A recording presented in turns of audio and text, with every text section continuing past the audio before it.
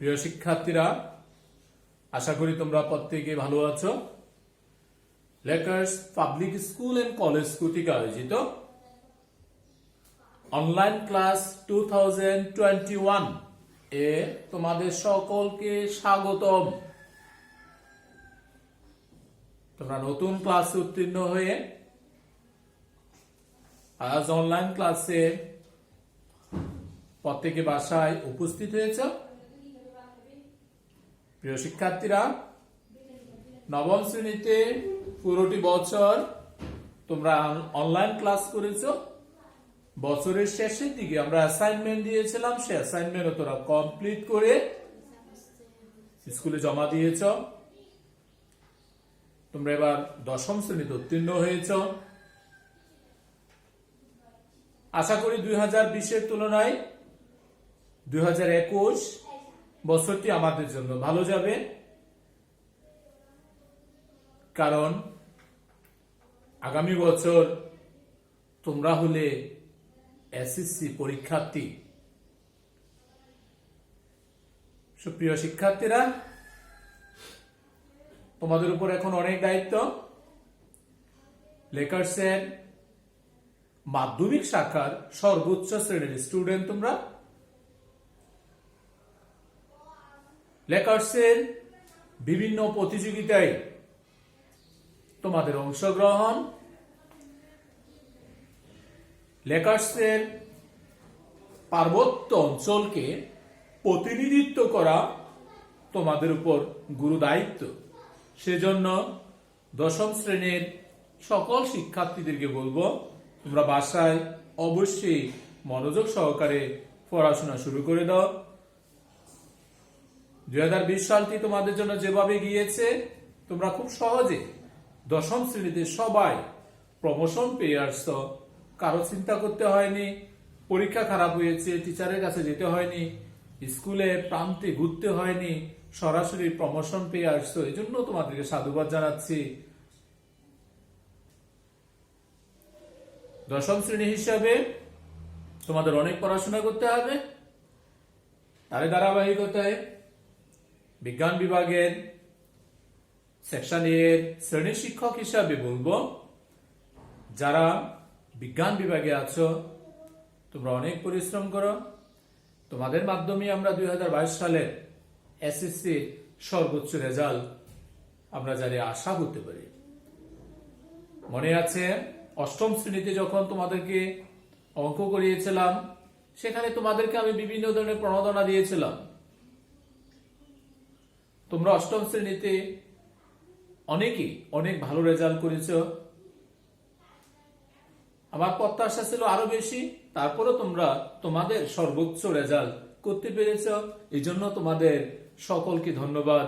আমি একইভাবে চাই তোমরা এখন যারা দশম শ্রেণীতে আসছো, তোমাদের মাধ্যমে আবার 2022 সালে আমরা লেকার্স থেকে সর্বোচ্চ ফলাফল অর্জন করতে পারব।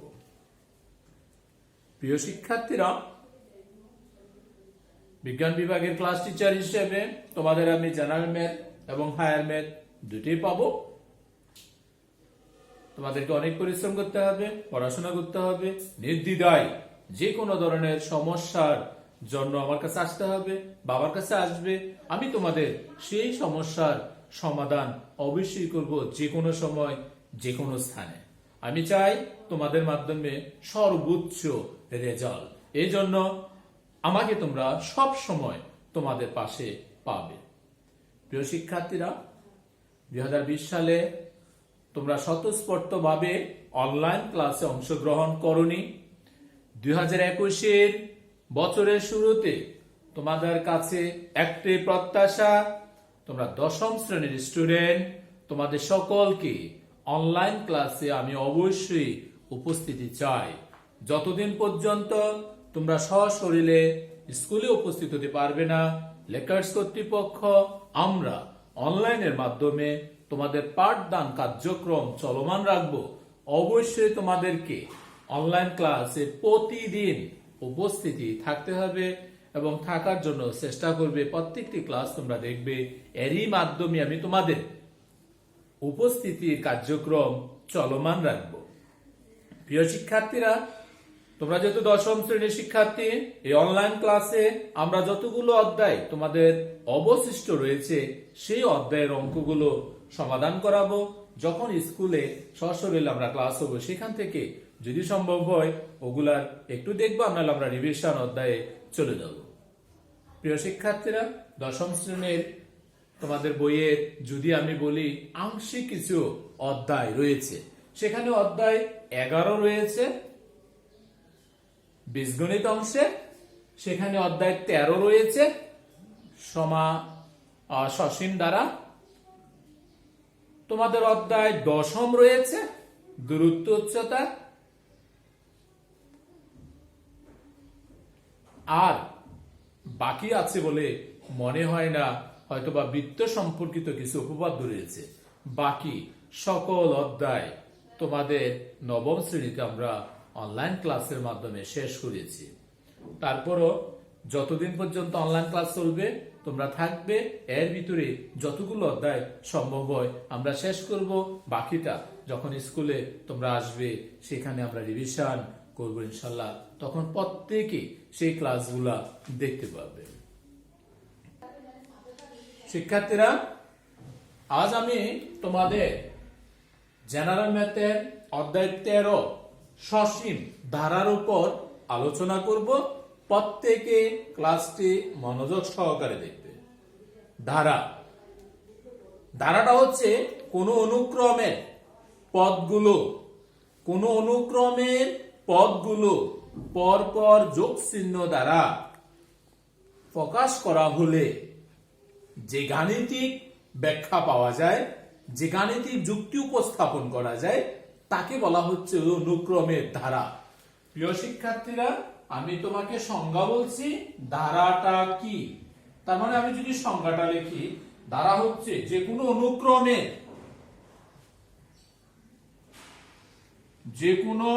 অনুক্রমের পদগুলো পরপর, এই যে যোগ, ব্র্যাকেটে লিখলাম যোগ চিহ্ন, পরপর যোগ চিহ্ন দ্বারা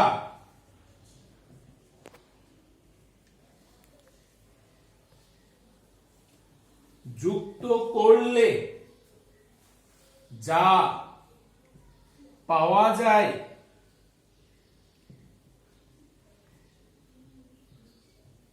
তাই হলো ধারা। যে কোনো অনুক্রম, এখন যদি অনুক্রম বলা হয়, যে এর ভিতরে চলে আসছে আরেকটি জিনিস অনুক্রম হলো যে কোনো স্বাভাবিক সংখ্যা দুটি পদ, পূর্ববর্তী পদ এবং পরবর্তী পদ যে একটা বিশেষ নিয়মে অগ্রসর হয়, যে একটি বিশেষ নিয়মে যোগ বা গুণন আকার থাকে, সেটাকে বলা হয়ে থাকে অনুক্রম। আর অনুক্রম থেকে আসছে ধারা। যে কোনো অনুক্রমের পদগুলো পরপর যোগ চিহ্ন দ্বারা যুক্ত করলে যা পাওয়া যায় তাকেই হচ্ছে ধারা। যেমন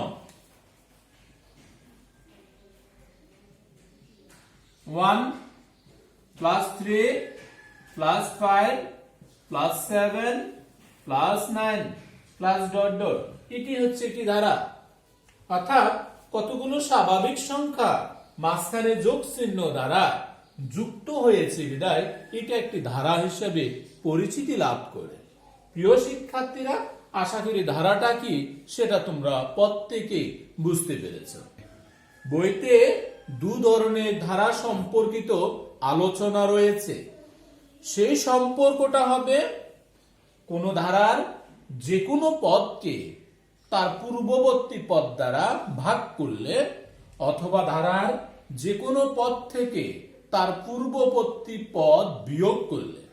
প্রিয় শিক্ষার্থীরা, আমি আবার রিপিট করছি, কোনো একটি ধারার যে কোনো পদকে তার পূর্ববর্তী পদ দ্বারা ভাগ করলে, যেমন 5 কে 3 দ্বারা, 7 কে 5 দ্বারা, 9 কে 7 দ্বারা, তার পূর্ববর্তী পদ দ্বারা ভাগ করলে ভাগফল, অথবা যে কোনো পদকে তার পূর্ববর্তী পদ থেকে বিয়োগ করলে বিয়োগফল যদি সমান হয়, অর্থাৎ ভাগফল বা বিয়োগফল যদি সমান হয়, যে কোনো পদের অনুপাত ভাগফল এবং বিয়োগফল দ্বারা ওই ধারার বৈশিষ্ট্য নির্ধারিত হয়ে থাকে। যদি আমি বিয়োগফল সমান পাই তাহলে এটা একটা ধারা হিসাবে পরিচিত হবে। আর যদি যে কোনো পদকে তার পূর্ববর্তী পদ দ্বারা ভাগ করলে ভাগফল সমান পাওয়া যায়, তখন ওই ধারাটার বৈশিষ্ট্য অন্য কিছু প্রকাশ করে। ভাগফল দ্বারা প্রকাশ করলে সেটাকে বলা হয় থাকে গুণোত্তর ধারা। আর যদি বিয়োগফল দ্বারা বৈশিষ্ট্য প্রকাশ পায় তখন ওই ধারার নাম হয়ে থাকে সমান্তর ধারা।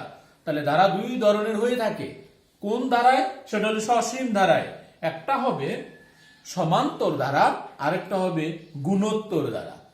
প্রিয় শিক্ষার্থীরা, আমরা শিখলাম সসীম ধারা আবার দু ধরনের। একটা হলো সমান্তর ধারা, দুই নম্বরে হলো গুণোত্তর।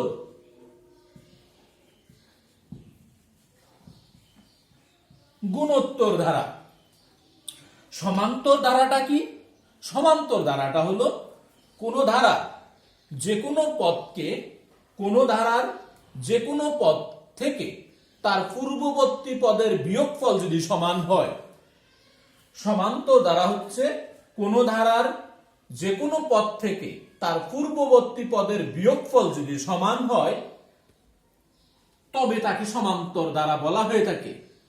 সমান্তর ধারার বিয়োগফলকে সাধারণ অন্তর দ্বারা প্রকাশ করা হয়ে থাকে। যেমন এই যে একটি ধারা লিখেছি, এই ধারার দ্বিতীয় পদ থেকে প্রথম পদের বিয়োগফল 2, তৃতীয় পদ থেকে দ্বিতীয় পদের বিয়োগফল কত? 2। একই রকম ভাবে চতুর্থ পদ থেকে পূর্ববর্তী পদের বিয়োগফল আসবে 2। যেমন 9 - 7 তাও 2। দেখা যাচ্ছে যে কোনো পদ আমি যদি বের করতে চাই ওই পদ থেকে তার পূর্ববর্তী পদের বিয়োগফল সমান, তো যার কারণে এটার নাম হবে সমান্তর ধারা। একই রকম ভাবে যদি আরেকটা ধারা এখানে লিখি 2 + 4 + 8 + 16 + ডট ডট, এই ধারায় দেখা যাবে 4 / 2 = 2, 8 / 4 = 2, আবার 16 / 8 সমান তাও 2। দেখো এখানে আমি আরেকটি ধারা লিখলাম, যে কোনো পদকে তার পূর্ববর্তী পদ দ্বারা ভাগ করলে ভাগফল সমান হচ্ছে, প্রত্যেকটাই ভাগফল সমান, তার মানে এটা একটা গুণোত্তর ধারা। তাহলে ভাগফল দ্বারা গুণোত্তর ধারা, বিয়োগফল দ্বারা সমান্তর ধারা। আমার এখানে দুটি অধ্যায় রয়েছে, একটা হচ্ছে সমান্তর ধারা, আরেকটি হচ্ছে গুণোত্তর ধারা। তাহলে আমরা দেখলাম বিয়োগফল হচ্ছে সমান্তর ধারা। আমরা দুটি অধ্যায়কে বিভক্ত করার কারণে আমাদের প্রথম টপিকস হবে সমান্তর ধারা। প্রিয় শিক্ষার্থীরা, আশা করি তোমরা বুঝতে পেরেছ যে সমান্তর ধারা কখন হয়। যে কোনো পদকে তার পূর্ববর্তী পদ থেকে বিয়োগ করলে বিয়োগফল সমান হলে তাকে সমান্তর ধারা বলা হয়ে থাকে। তাহলে সমান্তর ধারার ক্ষেত্রে কিছু সূত্র আছে, আমরা যদি একটু আলোচনা করি। প্রিয় শিক্ষার্থীরা, সমান্তর ধারা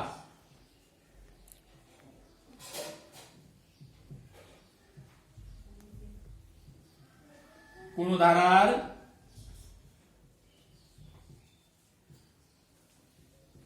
প্রথম পদ সমান a, সাধারণ অন্তর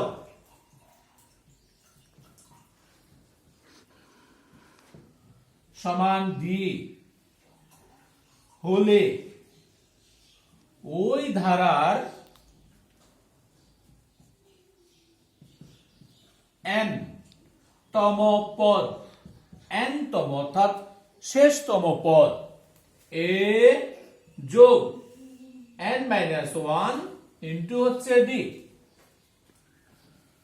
কোন একটি ধারার প্রথম পদ যদি সাধারণ অন্তর মানে পার্থক্যটা যদি d হয়, তাহলে ওই ধারার n তম পদ নির্ণয়ের একটি সূত্র হলো a + n - 1 ইনটু d।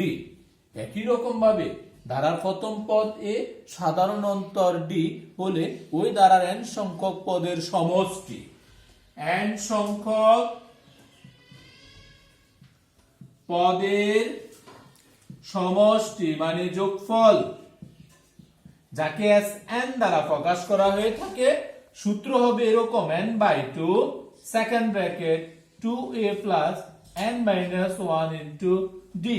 এটা হচ্ছে যে ধারার প্রথম পদ এ সাধারণ অন্তর ডি, তার প্রথম n সংখ্যক পদের যোগফল নির্ণয়ের সূত্র এটা। এটা কিভাবে হলো আমরা একদিন এটা প্রমাণ করব যে এটা সমষ্টি নির্ণয়ের সূত্রটা কিভাবে আসে। প্রিয় শিক্ষার্থীরা, সমান্তর ধারার ক্ষেত্রে আমার এই দুটা সূত্র লাগবে, n-তম পদ নির্ণয়ের সূত্র, আরেকটা সূত্র লাগবে ধারার প্রথম n সংখ্যক পদের যোগফল নির্ণয়ের সূত্রটা বের করার পদ্ধতি। প্রিয় শিক্ষার্থীরা, আশা করি আজকের এই ক্লাসে আমরা ধারা সম্পর্কে বললাম, ধারাটা কি সেটা জানলাম। ধারা দুই ধরনের হয়ে থাকে, ধারার বৈশিষ্ট্যের উপর নির্ধারিত হয়ে থাকবে এটা সমান্তর ধারা নাকি গুণোত্তর ধারা। আমরা সমান্তর ধারা জানলাম কি, আমরা গুণোত্তর ধারাটাও জানলাম কি। আবার এখানে দুটি অধ্যায় রয়েছে, 13.1 এবং 13.2। 13.1 এ রয়েছে সমান্তর ধারা। তাহলে আজকে আমরা সমান্তর ধারা সম্পর্কে একটু আলোচনা করলাম। সেটা হলো কোন ধারার প্রথম পদ অর্থাৎ সমান্তর ধারার যদি প্রথম পদ এ এবং সাধারণ অন্তর মানে পার্থক্যটা বিয়োগফল যদি ডি হয়, তাহলে ওই ধারার n-তম পদ নির্ণয়ের সূত্র হলো a plus n minus 1 into D. আর ওই ধারার প্রথম n সংখ্যক পদের সমষ্টি নির্ণয়ের সূত্র হলো n/2 সেকেন্ড ব্র্যাকেট 2a যোগ n মাইনাস 1 ইন্টু ডি। আমরা অঙ্ক করতে গেলে আমাকে এই দুটি সূত্র লাগবে। আশা করি তোমরা প্রত্যেকে এই সম্পর্কে একটু হলো ধারণা পেয়েছো এবং খাতায় লিখে নিয়েছো। আমরা যখন অঙ্ক করব তখন আমরা এই দুটা সূত্রের মাধ্যমে অঙ্ক করব। আশা করি তোমরা প্রত্যেকে খাতায় উঠিয়ে নিয়েছো। ধন্যবাদ সবাইকে।